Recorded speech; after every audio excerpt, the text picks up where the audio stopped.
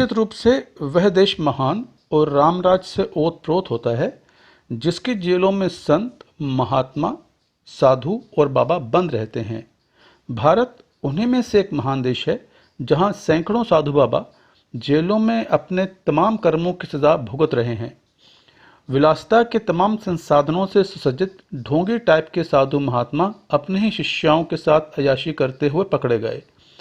कुछ साधु स्मगलिंग, हवाला और ड्रग्स जैसे संगीन अपराधों में संलिप्त पाए गए। वह अन्य मामलों में विवादित रहे।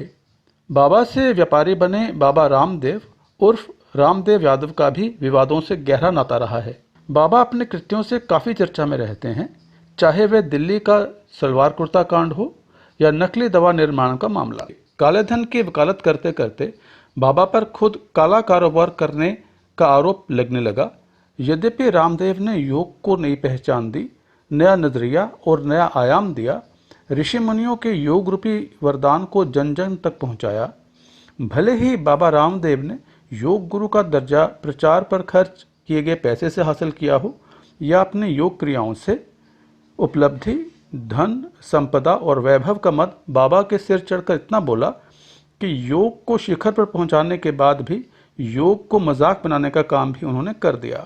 प्रचार के चकाचौंध से बाबा की आंखें इतनी तिल मिला उठीं कि वे अपनी मर्यादा ही भूल गए। हाथी की पीठ पर बैठकर योग कर जनता को आकर्षित करने का स्वांग कर बैठे। सफलता का मत बाबा के सिर पर इतना हावी हो गया कि वे यह तक भूल गए कि यह कृत्य पशु क्रूरता की श्रेणी में आता है। आगरा दीवानी के वरिष्ठ अधिवक्ता SP सिंह भारद्वाज, नरेंद्र शर्मा, गगन शर्मा, राजवीर सिंह तथा राखी सिंह ने बाबा रामदेव उर्फ रामदेव यादव को नोटिस भेजा है। जवाब मांगा है कि आपका यह कृत्य पशु क्रूरता की श्रेणी में आता है, क्यों न आप पर वैधानिक कार्रवाई की जाए। बाबा रामदेव के साथ साथ कार्यक्रम दिखाने वाले टीवी चैनल और हाथी रेस्क्यू सेंटर चूरमुरा से भी जवाब मांगा गया है। भारत सरकार द्वारा पशु क्रूरता और व्यावसायिक पशु प्रदर्शन पर रोक लगी हुई है। देखने वाली बात यह होगी कि सरकार भी इस मामले में स्वतः संज्ञान लेती है और रामदेव पर कोई कार्रवाई करती है या नहीं। मैं नरेंद्र शर्मा, एडवोकेट। बाबा रामदेव ने जो योग क्रिया करी है हाथी के ऊपर चढ़कर, इसका हम विरोध करते हैं। और विरोध ऐसे नहीं करते, लीगल तरीके से हम विरोध करते हैं। वन्यजीव संरक्षण अधिनियम 1972 के तहत वन्य जीवों पर कोई अत्याचार करे, उसको अपने कब्जे में करे, उसके कब्जे में लेने के बाद उसके ऊपर कोई क्रिया करे, इसके लिए जो बनाया गया है अधिनियम, एक्ट बनाया गया है, उसके तहत हमने नोटिस दिया है बाबा रामदेव को कि बाबा आप क्या सिखाना चाहते हैं। बाबा आपके योग से महिला, पुरुष और बच्चे योग क्रिया करते हैं। अगर ऐसी योग क्रिया हाथी के ऊपर आपने जो करी है, अगर ऐसे ही योग क्रिया किसी बच्चे ने, किसी पुरुष ने अगर कर दी और हाथी बिदक जाए या ऐसा कोई पशु बिदक जाए तो उसकी जान जा सकती है। बाबा आप क्या दिशा देना चाहते हो हिंदुस्तान के व्यक्तियों को। अगर कोई पुरुष ऊपर से गिरकर मर गया, हड्डी टूट गई, तो इसके लिए ये कौन व्यवस्था करेगा, कौन जिम्मेदार होगा।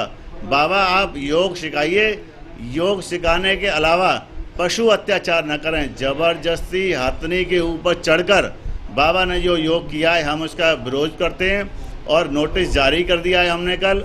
और नोटिस के बाद 7 दिन का हमने जवाब के लिए समय मांगा है। उसके अलावा हम जवाब ना आने पर मुकदमा करेंगे बाबा रामदेव के ऊपर। मेरा नाम SP भारद्वाज एडवोकेट है। NDTV के माध्यम, इंडिया TV के माध्यम से जब चैनल पे हमने ये देखा कि बाबा रामदेव ने योगा करने का स्वरूप ही बदल दिया। उन्होंने एक बेगुनाह जानवर के ऊपर, जिसको हम धर्म के रूप में प्रतीक मानते हैं, और वो एक मादा, उसके ऊपर चढ़कर के मादा हथनी के ऊपर उन्होंने बिना एक बेगुनाह की भावना को समझे बिना उस पर जो उछल कूद मचाई, उस पर योगा करने का संदेश दिया। मैं ये समझता हूँ वो संदेश समाज में किसी भी प्रकार से लायक संदेश नहीं मानता। ना मैं उस संदेश को ऐसा मानता हूँ कि जनता को कोई भी कोई संदेश देने में कामयाब हो। बाबा पहले भी ऐसे भ्रामक संदेश देते रहे हैं। कोरोना समय में भी उन्होंने देश की जनता के साथ उन्होंने काफ़ी भ्रामक व्यापार प्रचार करा था, जिसमें उन्होंने ये कहा था कि कोई उन्होंने कोरोना की दवाई भी उन्होंने बना ली। इस बात को लेकर के भी देश की जनता को काफ़ी दुख हुआ था। मैं इस चैनल के माध्यम से बाबा से ये कहना चाहता हूँ कि बाबा जो भी बाबा दिखाते हैं उसका सब अनुसरण करते हैं, चाहे वो महिला हो, पुरुष हो और बच्चे हों।